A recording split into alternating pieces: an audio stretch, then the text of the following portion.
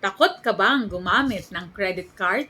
Masama nga ba sa ating finances at sa ating pagbabudget ang paggamit ng credit card?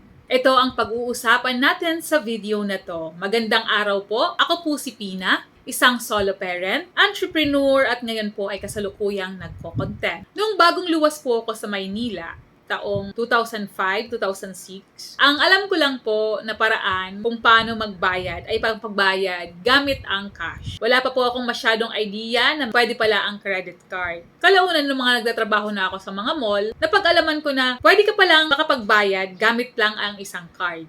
At ito nga ang tinatawag na credit card. Marami akong naririnig ng mga kwento tungkol sa credit card. Sa paggamit daw ng credit card, nabaon sila sa utang. Masama daw ang credit card kasi patong-patong ang interes. Kaya doon, naitanim din sa isip ko na masama nga ang credit card. Taong 2017, napadalhan ako ng kauna-unahan kong credit card. At natagalan ako bago i-activate to. Dahil nga sa mga kwento na naitanim sa utak ko pagdating sa credit card. Kalaunan, dumating din tayo sa point na nagipit din, so inactivate ko na rin at ginamit pang grocery ang credit card.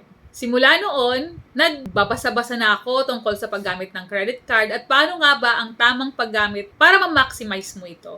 Para sa akin, ang credit card ay magandang financial tool kung ikaw ay responsableng credit card holder. Magagamit mo ito sa iyong advantage kung ikaw ay may sapat na kaalaman tungkol sa credit card. Siyempre, may mga good and bad credit. Kaya kung ang iyong credit card ay gagamitin mo lang sa luho at sa mga walang kapararakang bagay, malamang sa malamang malulubog ka nga sa utang. Siyempre, kung gagamit ka ng credit card, siguraduhing planado mo ito at siguraduhing pagdating ng due date ay mababayaran mo. Totoong maraming nababaon sa utang sa paggamit ng credit card. Kasi pag ikaw ay may credit card, kaya mo nang bilhin ng mga bagay-bagay na pasok sa iyong credit limit.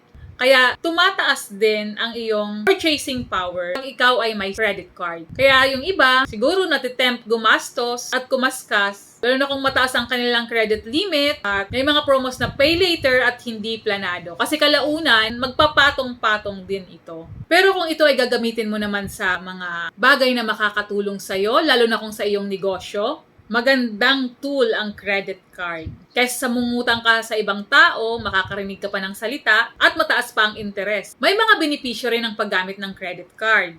Meron itong mga rewards, cashbacks, and promos, katulad ng 50% off sa mga restaurant, nakapaloob sa promo ng isang bank, at pwede ka rin mag-earn ng mga voucher dito. At syempre, kung ikaw ay isang responsableng credit card holder, makakapag-build ka ng credit mo dito. Maganda to, lalo na kung ikaw ay negosyante, kasi dito, makakapag-build ka ng relationship doon sa bangko. Maganda na may bangko tayo sa side kung tayo ay negosyante, kasi alam naman natin na ang pera ay nasa bangko. At ang mga bangko ay naghahanap ng mga katulad nating negosyante na papautangin nila. Kaya mas maganda kung iposisyon mo na ang iyong sarili sa bangko. Laging tandaan na ang credit card ay hindi po free money. Kasi minsan, kaya nababaon sa utang ang mga tao. Kasi natitempt sila na gumastos at mag-swipe ng wala sa plan. Kaya ang may papayo ko, kung hindi mo kayang bilhin sa cash, wag mo nang iswipe sa credit card.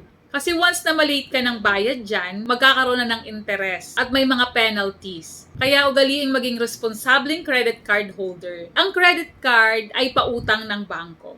Kaya siguraduhin mababayaran mo ito. Kasi kung ikaw ay isang responsable at marunong magbayad ng utang, ikaw ay mas lalong napagkakatiwalaan. Ang tiwala ay mahirap ma-earn, kaya wag na wag mo itong sisirain. Hindi masama ang paggamit ng credit card kung ito ay gagamitin mo sa tamang paraan at hindi sa mga luho lamang. Kung gusto niyo yung mga ganitong usapang pera, usapang negosyo, paki-like and share naman po at paki-follow na rin po ng aming page. Muli ako po si Pina na nagpapaalalang huwag tumigil sa pagtuklas ng iyong galing, trabaho tayo para umasenso. See you on my next video. Yun lang, bye!